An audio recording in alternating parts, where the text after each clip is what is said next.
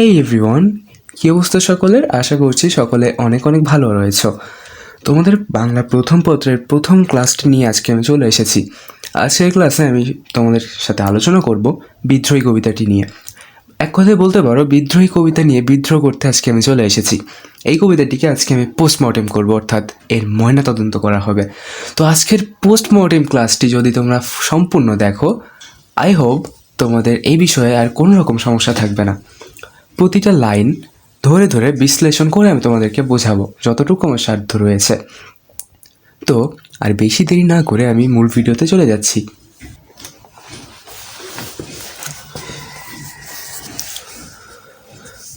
তো বিদ্রোহী কবিতাটির লেখক হচ্ছেন কাজী নজরুল ইসলাম। আশা করি আমরা সকলে তাকে চিনি। লেখক পরিচিতি বা কবি পরিচিতি আমি আর এক্সট্রা করে দেখাচ্ছি না, এটা তোমরা নিজেরা পড়ে নিও। মূল কবিতাতে যাওয়ার আগে তোমাদের এখানে কিছু জিনিস সম্পর্কে ধারণা দিতে হবে আমাকে। পুরো কবিতাটা পড়লে যদিও তোমরা এটা বুঝতে পারবে, কিন্তু তবুও আমি আগে থেকে একটু তোমাদেরকে বলে রাখছি। এই কবিতাতে মূলত কিছু অস্ত্রের কথা বলা রয়েছে, কিছু বাদ্যযন্ত্রের কথা বলা রয়েছে, কিছু হাওয়ার নামের কথা বলা রয়েছে, ঋতুর কথা বলা রয়েছে, ঝড়, বিস্ফোরক, জাতি, বাহন, ছন্দ, দোজক, ফ্রেস্তা এবং পর্বত ও ঝড়, এই সকল জিনিসপাতি সম্পর্কে এখানে বলা রয়েছে। তো কবিতাটি পড়ার আগে তোমাদের আমি এই নামগুলো একটু মনে করাই দিতে চাচ্ছি। যদিও এটা পুরো কবিতাটা পড়লে তোমরা জানতে পারবা, তবুও আমি একবার তোমাদেরকে বলে দিই। তো এখানে যে অস্ত্রগুলো সম্পর্কে বলা রয়েছে, প্রথমে রয়েছে টর্পেডো, এরপর পিনাক, ত্রিশূল। দেখো এই সকল অস্ত্র বা যেসব নাম আমি বলবো এগুলোর অর্থ তোমরা পরে জানতে পারবে। তো অস্ত্রগুলো দেখো: টর্পেডো, পিনাক, ত্রিশূল, দণ্ড, চক্র, শঙ্খ, কুঠার, হল, খড়ুগ, কৃপান। বাদ্যযন্ত্র: তুর্য, বিষাণ, শিঙ্গা, ডমরু, বাঁশরি, বীণে। হাওয়া: উত্তর বায়ু, মলয় অনিল, পূরবী হাওয়া। এবং বিস্ফোরক রয়েছে মাইন, জাতি, বেদুইন, ক্ষত্রিয়। বাহন: তরি। ছন্দ: মাত্রাবৃত্ত। দেখো এটা কিন্তু এমসিকিউর জন্য প্রয়োজন হতে পারে যে বিদ্রোহী কবিতাটি কোন ছন্দে রচিত। তো এটা হচ্ছে মাত্রাবৃত্ত। এরপর ঋতু রয়েছে নিদাগ, নিদাগ অর্থ হচ্ছে গ্রীষ্মকাল। ঝড়: বৈশাখী ঝড়, সাইক্লোন। পর্বত: হিমাদ্রি, হিমাদ্রি, হিমালয়, মলয়। ফেরেস্তা: ইসরাফিল। দোজক: হাবিয়া। দেখো এই নামগুলো এখনই তোমাদেরকে বুঝতে হবে না, আমি তোমাদেরকে পরে আমি বলছি। তবে আগে থেকে একটু শুনিয়ে রাখলাম যেন পরবর্তীতে তোমরা রিলেট করতে পারো যে আমরা তো আগে এগুলো শুনেছি, এই জন্য আর কি বলে রাখলাম। তো আরও একটা কথা বলি, এই বিদ্রোহী কবিতাটি মূলত অগ্নিবীণা কাব্যগ্রন্থ থেকে সংকলিত বা ওখান থেকে আসলে নেওয়া হয়েছে, ঠিক আছে? আচ্ছা, তো এই কবিতাতে কিছু দেবদেবী ও যোদ্ধার নামও রয়েছে, আমরা এগুলো পরে আলোচনা করছি। আমরা প্রথমেই কবিতাতে চলে যাই। দেখো প্রথম লাইন আমাদের কি রয়েছে: বলবীর, বল উন্নত মমশির। এখানে এই যে দুই লাইন আমি পড়লাম, এখানে বলবীর, বলবীর অর্থাৎ সে হচ্ছে বীরকে নির্দেশ করেছে। বীর অর্থ কি? যে যোদ্ধা, যে অকুত ভয়, তাকে বীর বলা হয়েছে। মূলত কবি হচ্ছে বিদ্রোহী বীর, তার নিজের কথা এখানে তিনি উল্লেখ করেছেন। বলো উন্নত মমশির। মম অর্থ কি? মম অর্থ এই কবিতায় আমার, মানে নিজের, ঠিক আছে? তো এই বলবীর, বলো উন্নত মমশির, এই দুইটা লাইনের অর্থ হচ্ছে কবি বিদ্রোহী বীর, তার বীর সত্তা সত্য ও ন্যায়ের শক্তিতে তিনি অটুট। আত্মগৌরবে বলিয়ান বীরের শির সর্বদাই উন্নত। বলো উন্নত মমশির মানে তার শির অর্থ হচ্ছে মাথা, তার মাথা সর্বদাই উন্নত, সে কারো কাছে মাথা নত করেন না, এটা বোঝাইছে। এরপর শির নেহারি আমারি, নত শির ওই শিখর হিমাদ্রির। এখানে নেহারি, দেখো এখানে রয়েছে নেহারি। নেহারি অর্থ কি বলো তো? নেহারি অর্থ হচ্ছে দেখা বা প্রত্যক্ষ করা। নতশির, নতশির অর্থ মাথা নোয়ানো। তাহলে শির অর্থ মাথা, নেহারি মানে দেখা বা প্রত্যক্ষ করা, আমারই মানে আমার, নতশির মানে মাথা নত করা, ওই শিখর হিমাদ্রির। এখানে শিখর হিমাদ্রি, হিমাদ্রি বলতে বুঝিয়েছে এখানে একটি পাহাড়, এবং শিখর অর্থ হচ্ছে চূড়া, মানে পাহাড়ের চূড়া। কবির মাথা দেখে পাহাড়ের চূড়া অবধি মাথা নত করে, কিন্তু কবি কারো কাছে মাথা নত করেন না, এটা বুঝিয়েছে। তিনি বীর, তার মাথা সব সময় উন্নত। এরপর দেখো কি রয়েছে এখানে, আমি চিরদুর্দম দুর্বিনীত নৃশংস। চিরদুর্দম অর্থ কি? চিরদুর্দম অর্থ হচ্ছে দমন করা শক্ত এমন। আমি বলতে এখানে বুঝিয়েছে কবি নিজেকে, অর্থাৎ বীর, বীর যে কবি নিজেকে আসলে বুঝিয়েছেন। এটা নিপীড়িত মানুষদের প্রতিনিধি ছিলেন কাজী নজরুল ইসলাম, তিনি নিজেকে বীর বলে দাবি করেছেন এবং সেই পরিপ্রেক্ষিতেই মূলত এখানে তিনি এটা লিখেছেন। আমি দুর্বার, আমি ভেঙে চুরে করি সব চুরমার। তো এখানে দুর্বার অর্থ হচ্ছে সহজে যার প্রতিরোধ করা যায় না এমন, এবং আমি ভেঙে চুরে করি সব চুরমার। তো এখানে কবি মূলত কী ভাঙার কথা বলেছেন? এখানে সাধারণ মানুষের উপর যারা শোষণ করে বা যারা নিপীড়নের শিকার হয়, যাদের কাছে মানুষজন মানে সাধারণ জনগণ, তাদের সব কিছু কবি ভেঙে চুরে চুরমার করতে চেয়েছেন। তো এই বিদ্রোহী কবিতাটি মূলত কাজী নজরুল ইসলাম লিখেছিলেন ব্রিটিশ বিরোধী আন্দোলনকে সামনে রেখে। তো এখানে মূলত ব্রিটিশদের সব কিছু ভেঙে দেওয়ার কথা বলা হয়ে মানে তিনি বলেছেন আর কি। আমি অনিয়ম, আমি উচ্ছৃঙ্খল।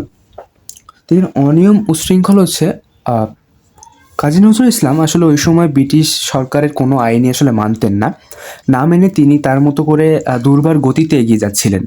মানে তার লেখার মাধ্যমে আসলে তিনি প্রতিরোধটাকে গড়ে তুলেছিলেন, যার ফলে এখানে তিনি অনিয়ম এবং কি বলে উচ্ছৃঙ্খল নিজেকে বলেছেন আর কি।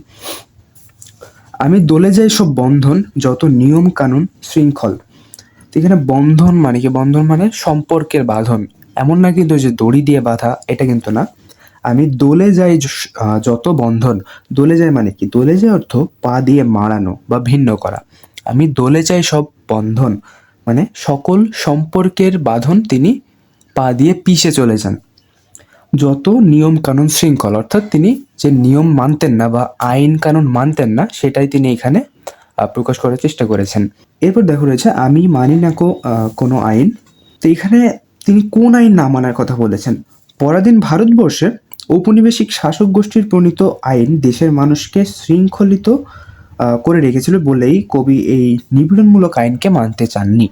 তিনি তাদের কোনো আইনই মানতেন না, এই জন্য তিনি নিজেকে বলেছেন উচ্ছৃঙ্খল, অনিয়ম, এবং আমি মানি না কোনো আইন। তিনি তাদের কোনো আইনই মানতেন না। আমি ভরাতরি করি ভরা ডুবি। ভরাতরি অর্থ কি? তরি অর্থ কি? তরি অর্থ হচ্ছে একটা কি জানি আমরা, একটা যানবাহন মানে নৌকা আর কি, তরি অর্থ। তো ভরা তরি মানে যে তরি পরিপূর্ণ, সেই তরি তিনি কি করেন? ভরাডুবি করেন, মানে ডুবিয়ে দেন। আমি টর্পেডো। দেখো আমি কিন্তু প্রথমে তোমাদেরকে বলেছিলাম কিছু অস্ত্রের নাম এখানে বলা রয়েছে, যেমন টর্পেডো, মাইন, এই ধরনের। তো এখানে টর্পেডো অর্থ হচ্ছে ডুবোজাহাজ থেকে নিক্ষেপযোগ্য অস্ত্র, মানে বোমা টাইপের কিছু একটা আর কি, সেটাকে এখানে টর্পেডো বলা হয়েছে। আমি ভীম, এখানে ভীম অর্থ হচ্ছে ভীষণ বা ভয়ানক, কিন্তু এর আরও একটি কিন্তু অর্থ রয়েছে, সেটা হচ্ছে পঞ্চপাণ্ডবের দ্বিতীয় পাণ্ডব, ইনি গদা নিয়ে যুদ্ধ করতেন। আশা করি তোমরা যারা বিশেষত হিন্দু রয়েছে তারা আশা করি এটা জানো যে পঞ্চপাণ্ডবের দ্বিতীয় পাণ্ডব হচ্ছে ভীম। তবে এই কবিতায় মূলত এটি ভীষণ বা ভয়ানক হিসাবে আর কি কবি দিয়েছেন। আমি ভীম ভাসমান মাইন, মানে মাইন কি? মাইন হচ্ছে একটা বিস্ফোরক, ঠিক আছে? স্থলে বা জলের তলায় বা সমুদ্রের উপরে ভাসমান বিস্ফোরক, এটা বিভিন্ন যুদ্ধের সময় ব্যবহার করা হয়। তো এই লাইনে মূলত কিন্তু দুইটি অস্ত্রের নাম ইউজ করা হয়েছে, একটা টর্পেডো আর একটা হচ্ছে মাইন। টর্পেডো হচ্ছে ডুবোজাহাজ থেকে নিক্ষেপযোগ্য অস্ত্র, এবং মাইন হচ্ছে স্থলে বা জলের তলায় বা সমুদ্রের উপরে ভাসমান বিস্ফোরক। পরের লাইন দেখো, আমি ধৈর্যটি। দেখো এখানে আমি বলতে বোঝানো হয়েছে কবি নিজেকে বুঝিয়েছেন, এবং ধৈর্যটি, ধৈর্যটি অর্থ কি? ধৈর্যটি শিব বা মহাদেবের অন্য নাম। জটাধারী শিবের জট ধূম্ররূপী বলে তাকে ধৈর্যটি বলা হয়। দেখো এইগুলো কিন্তু তোমাদের শব্দার্থ যে অপশানটা রয়েছে ওইখানে কিন্তু তোমরা এগুলো পেয়ে যাবে। তোমরা বই থেকে এগুলো একটু দেখে নিও, আশা করি আরও ভালোভাবে বুঝতে পারবা। তবুও আমি বলে দিচ্ছি সব কিছু। ধৈর্যটি হচ্ছে মহাদেবের অন্য নাম। জটাধারী হওয়ার কারণে এবং তার জটা হচ্ছে ধূম্ররূপী হওয়ার কারণে তাকে ধৈর্যটি বলা হয়েছে। আমি এলোকেশে ঝড় অকাল বৈশাখীর। এলোকেশে অর্থ কি? এলোকেশে অর্থ যার চুল বা কেশ এলানো, বা হচ্ছে তোমার ঝড়ের সময় আমরা হয়তো বা তোমরা দেখে থাকবে মানুষের যাদের বিশেষত লম্বা চুল তাদের কিন্তু চুল উড়ে, হ্যাঁ, মাথায় কিন্তু উড়ে চুল, মানে বাতাসে। তো এইখানে এলোমেলো চুলের কথা বলা হয়েছে। আমি এলো কেশে ঝড় অকাল বৈশাখীর। কবি এখানে নিজেকে অকাল বৈশাখীর সময় যে চুল মানে এলোমেলো হয়ে যায় বা এলানো থাকে, কবি সেটার সাথে আসলে নিজেকে তুলনা করেছেন।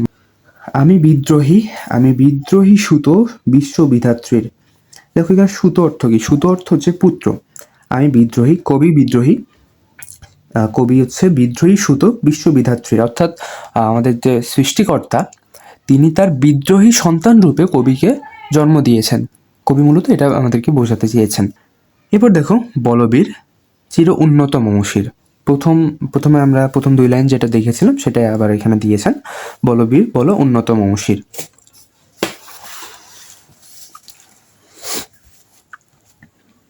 এরপর দেখো কি রয়েছে, আমি সৃষ্টি, আমি ধ্বংস, আমি লোকালয়, আমি শ্মশান।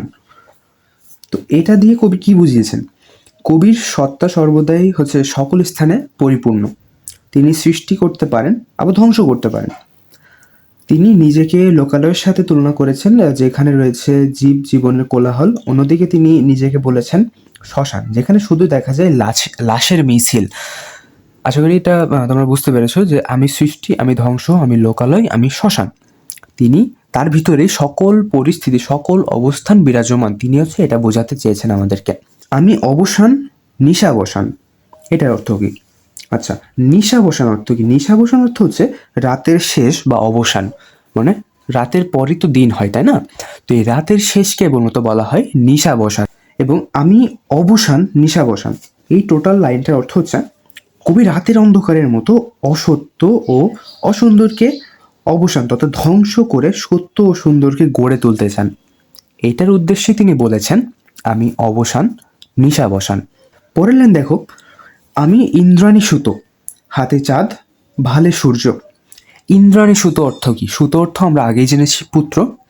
তো ইন্দ্রাণী হচ্ছে দেবরাজ ইন্দ্রের স্ত্রী, তার নাম হচ্ছে ইন্দ্রাণী। এবং ইন্দ্রাণী সুতো, ইন্দ্রাণীর পুত্র হচ্ছেন জয়ন্ত। ইন্দ্রাণী কিন্তু হচ্ছে দেবরাজ ইন্দ্রের স্ত্রীর আসল নাম নয়, তার আসল নাম হচ্ছে শচী এবং তার পুত্র হচ্ছে জয়ন্ত।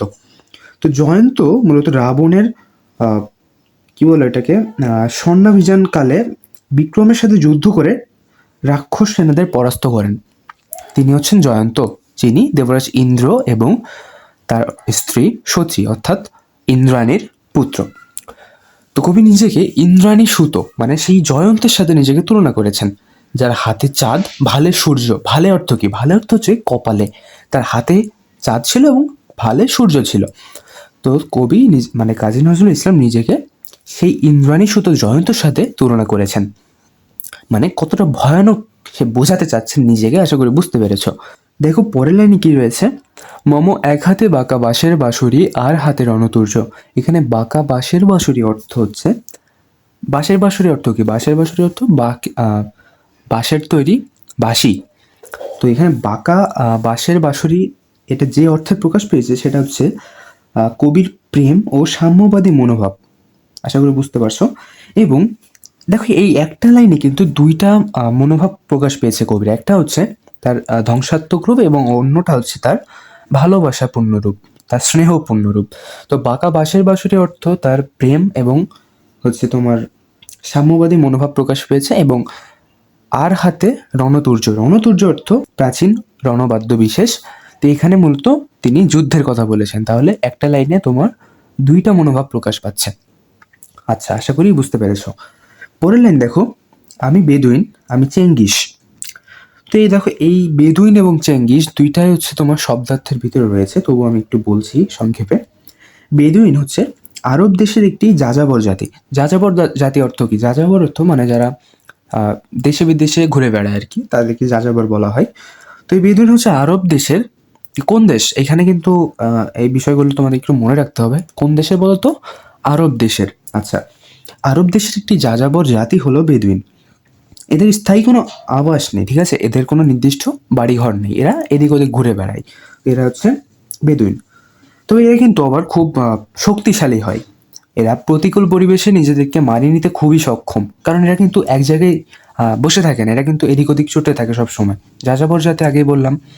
তো এরা যথেষ্ট শক্তিশালী হয় এবং যোদ্ধা প্রকৃতির হয়।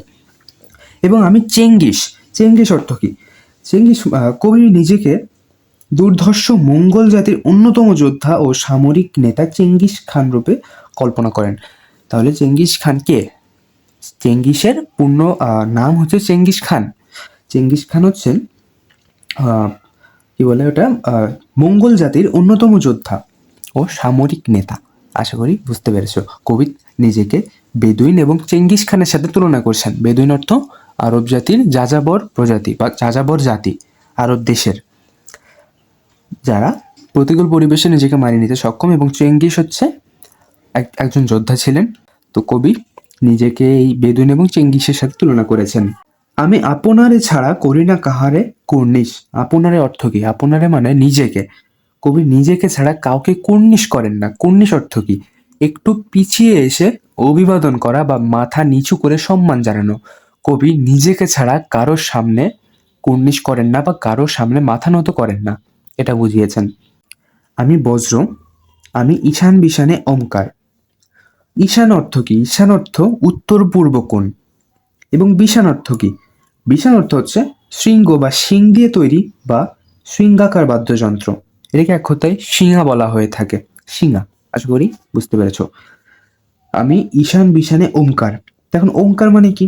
ওমকার মানে হচ্ছে ওম ধ্বনি, যেটা হিন্দু ধর্মে আসলে ব্যবহৃত হয়। ওম ধ্বনিটা ঈশ্বরবাচক ধ্বনি বা চিহ্ন, এটাকে বলে ওম ধ্বনি।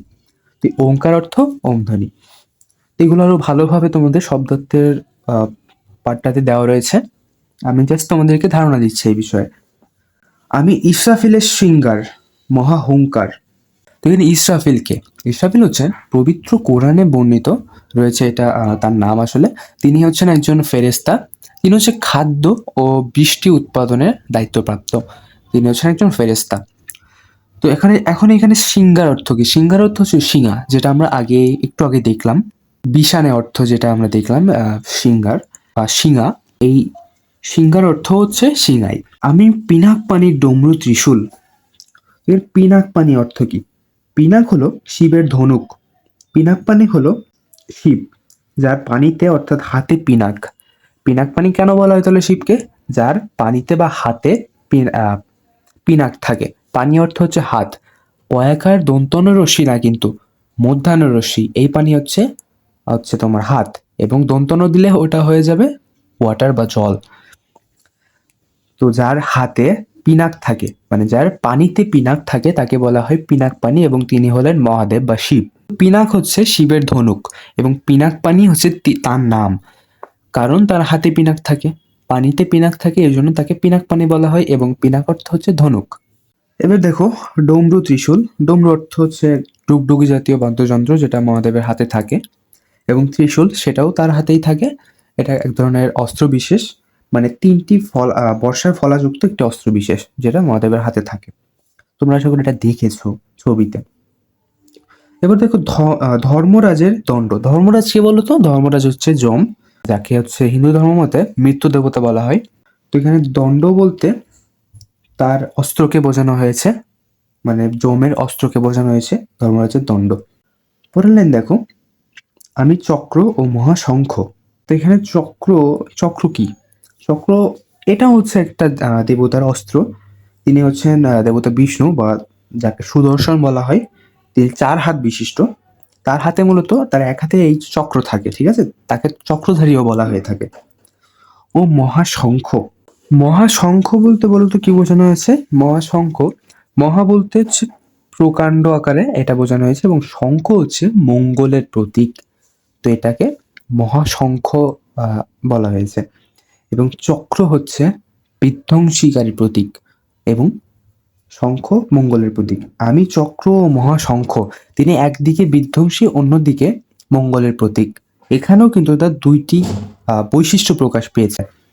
এবার দেখো, আমি প্রণবনাথ প্রচণ্ড। এটা অর্থ কি? কবি নিজেকে প্রচণ্ড ওঙ্কার ধ্বনি বলেছেন। তাহলে প্রণবনাথ অর্থ আমরা কি জানতে পারলাম? প্রকাণ্ড ওঙ্কার ধ্বনি। ওমকার ধ্বনি আমরা আগে জেনেছি, ওটা ওম ধ্বনি। এটা তোমরা শব্দার্থ থেকে আরো বিস্তারিতভাবে জানতে পারবে দেখলে। পরের লাইন দেখো, আমি খ্যাপা দুর্বাসা। দুর্বাসা কে? দুর্বাসা হলো ভারতীয় পুরাণের কোপন স্বভাব বিশিষ্ট মুনি। কোপন স্বভাব কি জিনিস? কোপন স্বভাব হচ্ছে রাগী, প্রচন্ড রাগী স্বভাবের একজন মুনি ছিলেন এই দুর্বাসা। মহর্ষি অত্রির ঔরসে ও তার স্ত্রী অনুসুয়ার গর্ভে দুর্বাসার জন্ম। এখন এখানে বলতে পারো ভাইয়া এই ঔরস মানে কি? ঔরস মানে হচ্ছে তার পাওয়ার, তার ক্ষমতা, তার শক্তি। মহর্ষি অত্রির ঔরস বা শক্তিতে এবং তার স্ত্রী অনুসুয়ার গর্ভে দুর্বাসার জন্ম। এই দুর্বাসা মুনি যদি একবার ক্ষেপে যান বা রেগে যান, তাহলে তার আহ, কোপ থেকে কেউ বাঁচতে পারেন না, বা তার কোপানলে পড়ে অনেকেই দগ্ধ হয়েছেন অলরেডি। এই জন্য তাকে খ্যাপা দুর্বাসা বলা হয়েছে। এবং বিশ্বামিত্র শিষ্য, মানে কবি নিজেকে বিশ্বামিত্রের শিষ্য হিসেবে দাবি করেছেন। তো এখানে বিশ্বামিত্র কে বলতো? বিশ্বামিত্র একজন হচ্ছে আহ ব্রহ্মর্ষি, বিশিষ্ট ব্রহ্মর্ষি। ক্ষত্রিয়কুলে জন্মগ্রহণ করেও কঠোর তপস্যার ফলে তিনি ব্রাহ্মণত্ব লাভ করেন। তাহলে এখানে আমরা কি জানতে পারলাম? বিশ্বামিত্র একজন ব্রহ্মর্ষি, কিন্তু তিনি জন্মগ্রহণ করেছিলেন ক্ষত্রিয় কুলে। তবুও তিনি তার কঠোর পরিশ্রমের কারণে, কঠোর সাধনার কারণে কিন্তু ব্রাহ্মণত্ব লাভ করেন এবং পরিচিতি লাভ করেন। তো কবি নিজেকে সেই বিশ্বামিত্রের শিষ্য বলে দাবি করেছেন এবং খ্যাপা দুর্বাসার মুনির সাথে তার নিজেকে তুলনা করেছেন। এরপর দেখো, আমি দাবানল দহন করিব বিশ্ব। আচ্ছা, তোমরা কি দাবানল কখনো দেখেছো? ভিডিওতে বা ছবিতে তো আশা করি দেখেছো। দাবানল অর্থ কি? লাভা, যেটাকে বলা হয় আগ্নেয়গিরির লাভা। তো তিনি হচ্ছেন সে দাবানল দাহন করিব বিশ্ব, তিনি পুরো বিশ্বটাকে হচ্ছে জ্বালিয়ে পুড়ে দিতে যাচ্ছেন। মানে তিনি নিজেকে আগ্নেয়গিরির সাথে তুলনা করেছেন এবং তিনি পুরো বিশ্বকে জ্বালিয়ে দিতে যাচ্ছেন। এই জন্য তিনি বলেছেন, আমি দাবানল দাহন করিব বিশ্ব। আমি উন্মন মন উদাসীর। উন্মন অর্থ হচ্ছে অন্যমনস্ক। পরের লাইন দেখো, আমি বিধবার বুকে ক্রন্দন শ্বাস, হা হুতাশ আমি হুতাশীর। এখানে কবি বিধবা কাকে বলেছেন বলতে পারো? বিধবা হচ্ছে যার স্বামী মারা গিয়েছে, তাকে বিধবা বলা হয়। তো কবি বিধবার বুকের ক্রন্দন শ্বাস, অর্থাৎ তার ভেতরের, তার অন্তরের যে কষ্টটা রয়েছে, কবি তার এই কষ্টটা উপলব্ধি করেছেন, অনুভব করেছেন। এজন্য তিনি বলছেন, আমি বিধবার বুকে ক্রন্দন শ্বাস, হা হুতাশ আমি হুতাশীর। হুতাশীর অর্থ কি? হুতাশীর অর্থ যে হা হুতাশ করে। ধরো তোমার হাতে থাকা ফোনটি এখন হারিয়ে গেল, তাহলে তুমি কি করবে? হাই ঈশ্বর বা হাই আল্লাহ, আমার ফোন হারিয়ে গেছে, এখন আমি কি করব, এই না? তো এটাকে বলা হয় হাহুতাশ করা। তো কবি এই হুতাশির হাহুতাশ হিসেবে নিজেকে পরিচয় দিয়েছেন। আমি বঞ্চিত ব্যথা পথবাসী চিরগৃহহারা যত পথিকের। তিনি কাদের বঞ্চিত ব্যথা? যারা পথবাসী বা চিরগৃহহারা তাদের।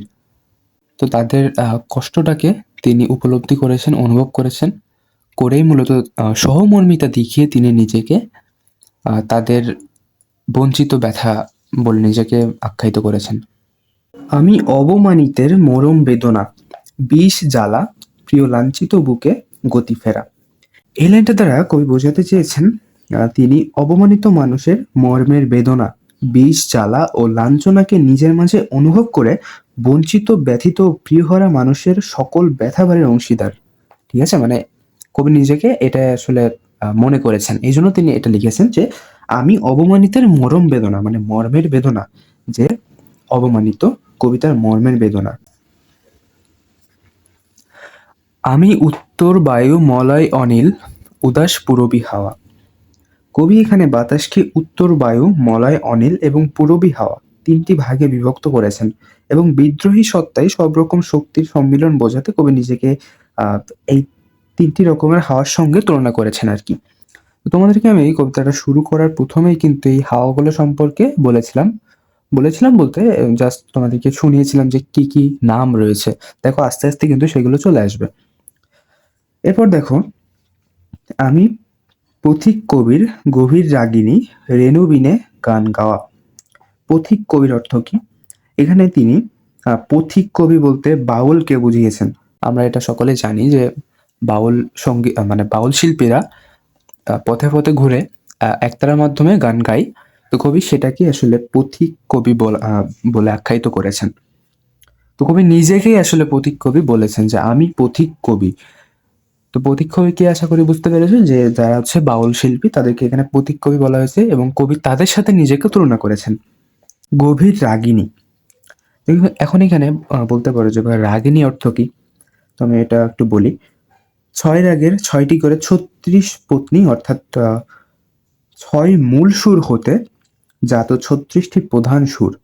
এটা মূলত রাগিনী বলতে মূলত সঙ্গীতের সুরকে বোঝানো হয়েছে। বেনবিনে গান গাওয়া। এখন বেনবিনে অর্থ কি? বেনবিনে অর্থ হচ্ছে বাঁশ নির্মিত বাদ্যযন্ত্র বা বাঁশের বাঁশি। তো বেনু অর্থ হচ্ছে বাঁশ। আশা করি বুঝতে পেরেছো যে বেনবিনে অর্থ কি। এটা কিন্তু শব্দার্থের ভিতর আছে কিনা আমি একদম শিওর না, সম্ভবত নেই বেনবিনে। তো বেনবিনে অর্থটা চাইলে তোমরা নোট করে নিতে পারো, এটা পরীক্ষায় আসতেও পারে নাও পারে, তবুও জেনে রাখা ভালো। বেনবিনে অর্থ বাঁশের বাঁশি এবং বেনু অর্থ হচ্ছে বাঁশ। আমি আকুল নিধাগ তিয়াসা, আমি রৌদ্র রুদ্র রবি। তো এখানে নিধাগ মানে কিন্তু আমি আগে বলেছিলাম যে এখানে একটা ঋতুর নাম বলা হয়েছে, সেটা হচ্ছে নিধাগ এবং তার অর্থ হচ্ছে গ্রীষ্ম।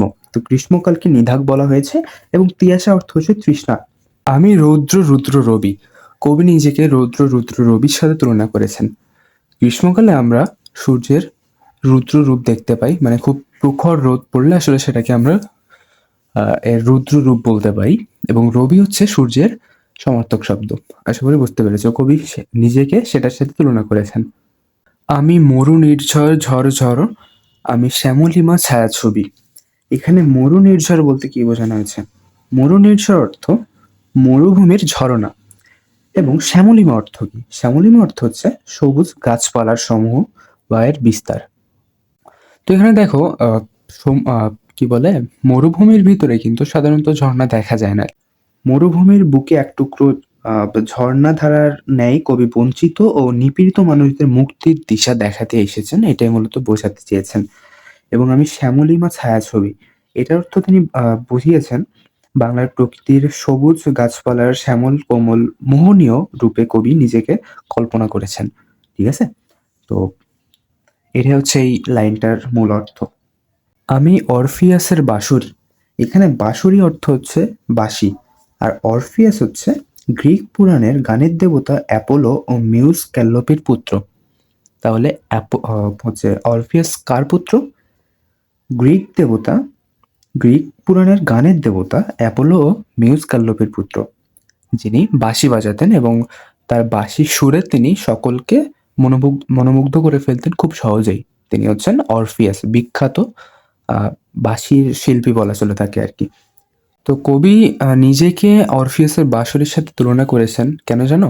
কারণ অরফিয়াস যেমন তার বাঁশির সুরে সকলের মন জয় করতেন, কবিও তেমনি চেয়েছিলেন তার বিদ্রোহের অগ্নিমন্ত্রে সাধারণ জনগণকে তিনিও জাগ্রত করবেন, তিনিও তাদের মনের ভিতরে প্রবেশ করবেন, যেমনটা অরফিয়াস তার বাঁশির মাধ্যমে সকলের মন জয় করেছিলেন এবং সকলের মনের ভিতরে প্রবেশ করেছিলেন। মহাসিন্ধু উতলা ঘুম ঘুম, ঘুম চুম দিয়ে করি নিখিল বিশ্বে নিঝুম। এখানে কবি বলতে চেয়েছেন তিনি চাইলে তার স্নেহময় গভীর স্পর্শে উত্তাল সাগরকে অবধি ঘুম পাড়িয়ে দিতে পারেন এবং তার ঘুম চুমু দিয়ে প্রকৃতির মতো অকৃত্রিম ভালোবাসায় নিখিল বিশ্বকে নীরবে নিঝুম করে দিতে পারেন। এবং এখানে যে সিন্ধু শব্দটি দেখছো, সিন্ধু শব্দটির অর্থ হচ্ছে সাগর। মম বাসররি তানে পাশরি, আমি শ্যামের হাতের বাঁশরি। এই দুটো লাইন থেকে আমাদের কিছু জানার বিষয় রয়েছে, সেটা হচ্ছে তানে অর্থ কি?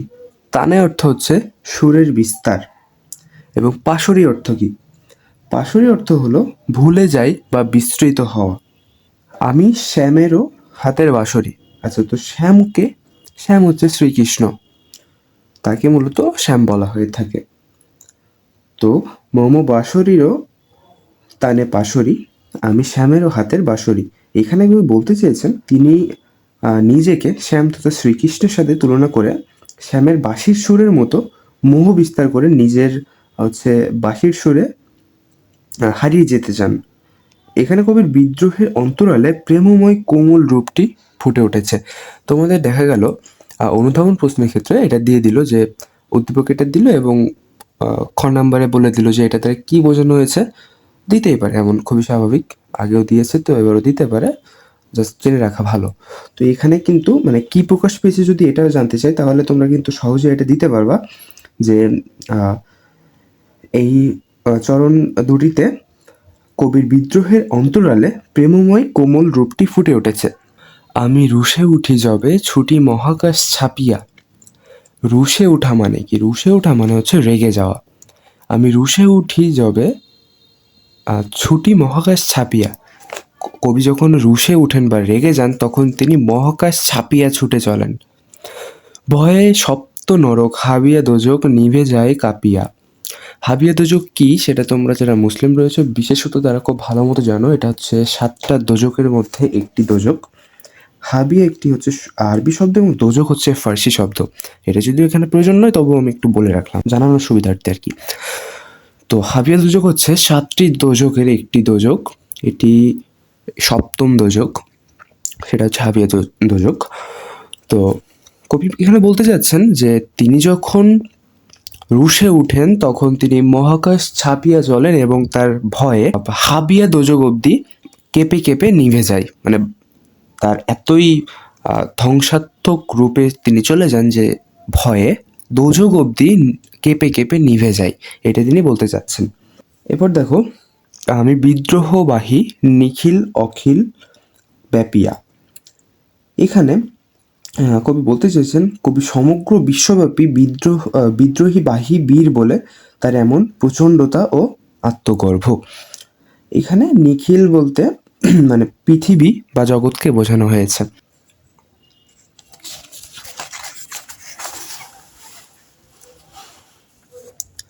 দেখো পরের লাইন কি রয়েছে, আমি পরশুরামের কঠোর কুঠার। কুঠার মানে তো আমরা সকলে জানি, কিন্তু পরশুরাম কি জিনিস তাই না? এটা তো অনেকের কাছে নতুন শব্দ। আচ্ছা, তো পরশুরাম কি আমি একটু বলি সংক্ষেপে। পরশুরাম হচ্ছে হিন্দু ধর্মের একজন অবতার, তিনি বিষ্ণুর 6ষ্ঠ অবতার, তাকে বলা হয় পরশুরাম এবং তার অস্ত্র ছিল কুঠার বা পরশু, এই কারণে তার নাম হয়েছিল পরশুরাম। তো পরশুরামের কথা কেন এখানে উল্লেখ করেছেন কবি? দেখো এখানে লিখেছে নিক্ষত্রিয় করিব বিশ্ব আনিব শান্তি শান্ত উদার। তো নিক্ষত্রিয় মানে কি? মানে পৃথিবী থেকে ক্ষত্রিয়দের উঠিয়ে দেওয়া বা তাদের ধ্বংস করে দেওয়া, সেটাকে বলা হচ্ছে নিক্ষত্রিয়। ক্ষত্রিয়রা এমন একটি জাতি যারা হচ্ছে তোমার যোদ্ধা প্রকৃতির। তো এই পরশুরাম ক্ষত্রিয়দের 21 বার নিধন করে এই পৃথিবীকে নিক্ষত্রিয় করেছিলেন। তো সেই পরিপ্রেক্ষিতে এখানে মূলত বলা হয়েছে আমি পরশুরামের কঠোর কুঠার নিক্ষত্রিয় করিব বিশ্ব আনিব শান্তি শান্ত উদার। কবি নিজেকে এই পরশুরামের সাথে তুলনা করেছেন এবং তিনি বলতে চেয়েছেন যে আমিও পরশুরামের মতো, পরশুরামের কঠোর কুঠারের মতো এই পৃথিবী থেকে যত শাসক গোষ্ঠী রয়েছে সকলকে নিধন করে পৃথিবীতে শান্তি আনবো, এটাই তিনি বোঝাতে চেয়েছেন আমাদেরকে। আমি হল বলরাম স্কন্দে। স্কন্দে অর্থ হচ্ছে কাঁধে, হল অর্থ হচ্ছে লাঙল, এবং বলরামকে, বলরাম হচ্ছে শ্রীকৃষ্ণের বৈমাত্রেয় জ্যেষ্ঠ ভ্রাতা। বৈমাত্রেয় অর্থ কি? বৈমাত্রেয় অর্থ হচ্ছে সৎ, তিনি ছিলেন শ্রীকৃষ্ণের সৎ বড় ভাই। আমি হল বলরাম স্কন্দে, অর্থাৎ তিনি নিজেকে বলরামের সাথে, বীর বলরামের সাথে নিজেকে তুলনা করেছেন। আমি উপরি ফেলিব অধীন বিশ্ব অবহেলে নবসৃষ্টির আনন্দে। তিনিও বলরামের মতো এই বিশ্বটাকে উপড়ে ফেলতে চাচ্ছেন এবং নতুন সৃষ্টির মহানন্দে মানে নতুন কিছু সৃষ্টির উদ্দেশ্যে তিনি এই পৃথিবীকে ধ্বংস করতে চাচ্ছেন, পৃথিবী থেকে খারাপ জিনিসগুলো উঠিয়ে ফেলতে চাচ্ছেন, উপড়ে ফেলতে চাচ্ছেন।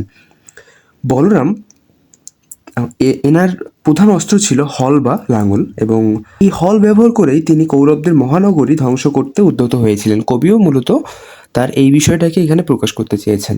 মহাবিদ্রোহী রণক্লান্ত আমি সেই দিন হব শান্ত, যবে উৎপীড়িতের ক্রন্দন রোল আকাশে বাতাসে ধ্বনিবে না। এখানে উৎপীড়িত বলতে কি বোঝানো হয়েছে জানো? যারা নিপীড়িত তাদেরকে এখানে উৎপীড়িত বলা হয়েছে। ক্রন্দন রোল বলতে কান্নার শব্দকে বোঝানো হয়েছে। অত্যাচারীর খড়ুক কৃপান ভীম রণভূমে রণিবে না। এখানে খড়ুক বলতে একটা অস্ত্র বিশেষ বলা মানে বোঝানো হয়েছে যেটা বলিদানে ব্যবহার করা হয়। তোমরা হয়তো দেখেছো যে বড় বড় দা টাইপের, ওইটাকে খড়গ বা খড়ুক বলা হয়, ওটা বলিদানে ব্যবহার করা হয়। এবং কৃপান অর্থ কি? কৃপাণ অর্থ তলোয়ার বা তরবারি সদৃশ অস্ত্র বিশেষ, এটাও এক ধরনের অস্ত্র। এবং ভীম, আমি আগেও এটা বলেছি, ভীম মানে ভয়ানক, এই অর্থে ব্যবহার করা হয়েছে। বিদ্রোহী রণক্লান্ত, আমি সেই দিন হব শান্ত। তো এই 6টা লাইন থেকে আমরা কি বুঝতে পারলাম? এখানে আমরা কিছু শব্দ দেখেছি, সেগুলো অর্থ আমি বললাম, এবং এই 6টা লাইনের একটা সামারাইজ করে আমি যদি কিছু একটা বলি তাহলে সেটা হবে: কবিতার মহাবিদ্রোহের অবসান ঘটিয়ে সেই দিনই শান্ত হবেন যখন নিপীড়িত জনতার কান্নার ধ্বনি আকাশে বাতাসে কোথাও শোনা যাবে না এবং অত্যাচারীর তরবারি সদৃশ অস্ত্র ভয়ানক রণক্ষেত্রে অস্ত্র হিসেবে ব্যবহৃত হবে না। কবি মূলত এই 6টা লাইনে এটাই বলতে চেয়েছেন। আমি চিরবিদ্রোহী বীর, বিশ্ব ছড়ায় উঠিয়াছি একা চির উন্নত শির। এই 2টা লাইনে কবি বোঝাতে চেয়েছেন অন্যায়, নিপীড়ন, অসাম্য আর বৈষম্যের বিরুদ্ধে লড়াই করে চিরকালীন বিদ্রোহের বীরপুরুষ হিসেবে নিজের পরিচয় জ্ঞাপন করতে গিয়ে কবি নিজেকে চিরবিদ্রোহী বীর বলেছেন। আত্মগৌরবে নিজের শির চির উন্নত রাখতে কবি একাই বিশ্বের সব কিছু ছড়িয়ে উঠেছেন। তো এই ছিল আমাদের বিদ্রোহী কবিতাটির মূল বিষয়বস্তু। প্রত্যেকটা লাইন আমি চেষ্টা করেছি আমি যতটুকু আমার জানা রয়েছে, এবং আমি মানে যেটা করলে তোমরা আসলে বুঝবে আমি সেটাই বলার চেষ্টা করেছি। জানি না তোমাদের কতটুকু উপকার হয়েছে, তবে যদি বিষয়টা বুঝে থাকো তাহলে একটু কমেন্টে আমাকে জানিয়ে দিও। যদি না বুঝে থাকো সেক্ষেত্রে আমাকে জানিয়ে দিও, এবং তোমরা এই বিদ্রোহী কবিতার এমসিকিউ পার্ট চাও কি না, A to Z এমসিকিউ, যেটা করলে তোমাদের অ্যাডমিশন, একাডেমিক সব কিছু কভার হবে, সেই এমসিকিউ পার্টটা, এমসিকিউ ভিডিওটা তোমরা চাও কি না আমাকে একটু জানিয়ে দিও। যদি চাও তো আমি সেটার একটা ফুল ভিডিও করতে পারবো। তো চাইলে আমাকে একটু জানিয়ে দিতে পারো, এবং ভিডিওটা ভালো লেগেছে কি খারাপ লেগেছে সেটাও কিন্তু অবশ্যই জানাবে, কারণ সেই তোমাদের মতামতের ভিত্তিতে আমি পরবর্তীতে ভিডিও বানাবো কি না সেটা ডিপেন্ড করবে। যদি পজিটিভ রিভিউ আসে তো অবশ্যই করব, আর যদি নেগেটিভ রিভিউ আসে বা কোনো কমেন্টই যদি না আসে তাহলে আমি আর পরবর্তীতে কোনো ক্লাস করাবো না।